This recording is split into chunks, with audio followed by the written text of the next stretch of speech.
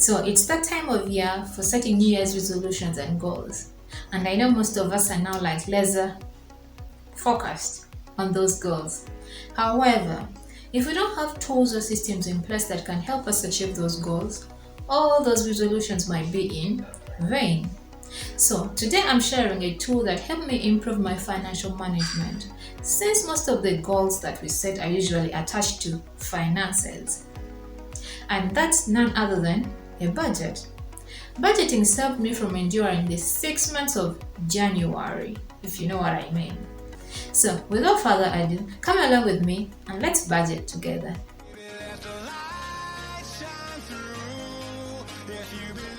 I use the 20-30-50 rule to manage my finances, and that means I break down my income into savings, fixed expenses, and flexible expenses. Before we get started, I'll have you know that I'm using a Google template, which you can also use if you're interested. I'll leave the link in the description box below. All you would have to do is copy the content in this budget of mine, paste it in yours, and then customize it accordingly. Let's get started. Let's assume we are earning 1 million shillings. When you come here to the income part, the part of salary, you enter their income, and then the next item that you can see there is side hustle. So side hustle is basically if you have any other gigs that you do during the month, that you're guaranteed will bring in money every month. So that is where you earn it. Let's say, for example, you have a side hustle that gives you 100,000 on a monthly. You add it there so that you can manage your income properly. So as you can see, when I add it here, the total down here, total income changes. It changes to 1.1. And if you can also tell this, there's this other part here of leftover, it also changes.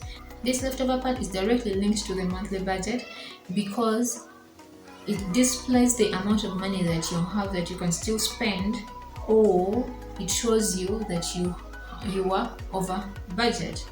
Now, this part here, when the figure, as you can see, when the figure is not in any brackets, that means that is money available for you to allocate. However, if the figure in there is in brackets, that means that you are over budget by the amount in there. So since we are budgeting, we are trying to make sure we don't go overboard, we stay within our means. Okay, let's proceed. So now when we come to the savings part, as you can see, savings consume 20% of our income. So here under savings, we have first of all we have tithe. Please always make sure that you tithe. Give God what belongs to God and Caesar what belongs to Caesar. If you can pay tax on income, why not tithe? Please do tithe. It doesn't matter which religious denomination you belong to. Born again Christian, Muslim, Catholic, Advent, tithe. Please tithe. So since our income is 1 million, tithe is usually 10% of your earning, and that means that our tithe should be 100,000 shillings. Now moving on to emergency fund. Ideally, we are supposed to have a pool of money put away that is worth 6 months of our salary. So that money is supposed to help us when we maybe lose a job, maybe fall sick and all that. It's supposed to be enough to sustain our current lifestyle. In case you lose a job or you have any issue, you're sick, you got an accident, you're able to sustain yourself for those 6 months. Within those 6 months, at least you would have enough time to look for another job or think about another hustle, things like that. That is the importance of the emergency fund. According to how much we earn, let's allocate emergency fund 100,000 shillings. So moving forward, we have long-term savings goal. Now, I would advise that this first long-term saving goals, you would give it to investment. We are always advised to pay ourselves first. So at least always endeavor that this part goes to investment. And so that means we would have to come here and in brackets put in investment, then put an amount right there to cater for that. moving forward, long-term savings goal 2. There you can put like long-term plans or long-term property procurement. For instance, land, house, an automobile.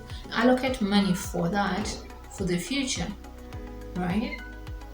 So as we've done that, as you can see here, we can give it, let's give it the remaining 5% under the savings budget.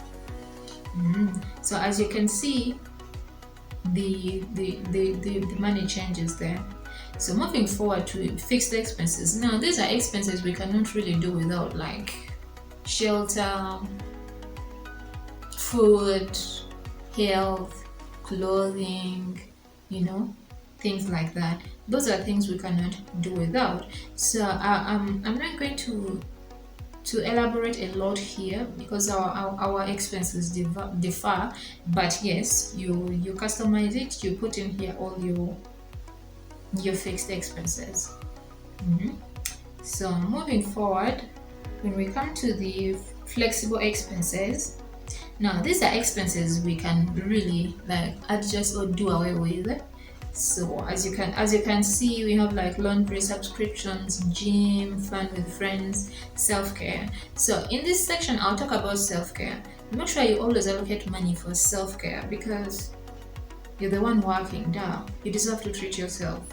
So always allocate yourself some money to take care of yourself, to also keep you motivated, depending on what makes you feel okay. Some invest in hair, nails, things like that. So always go for it.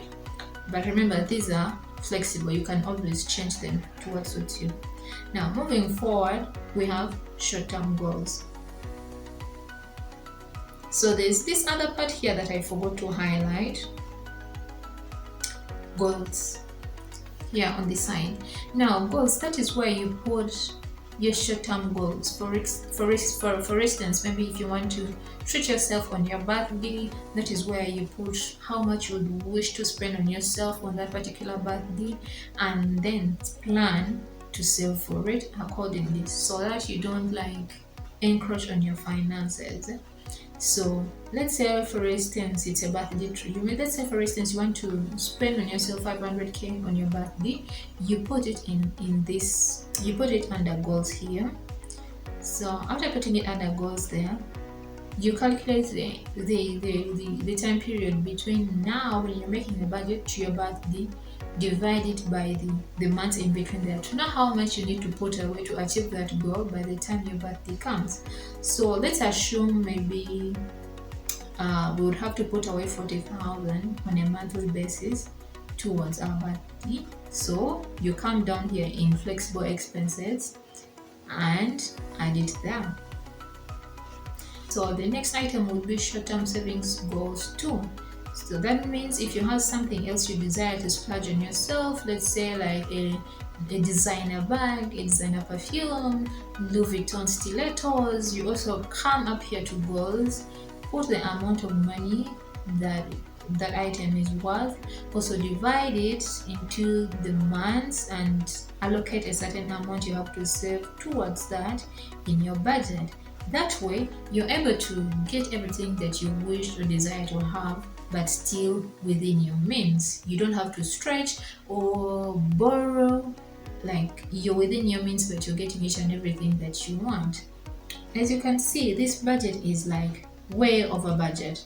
We've gone way over budget. When you look at the flexible expenses, they are over budget by 6%.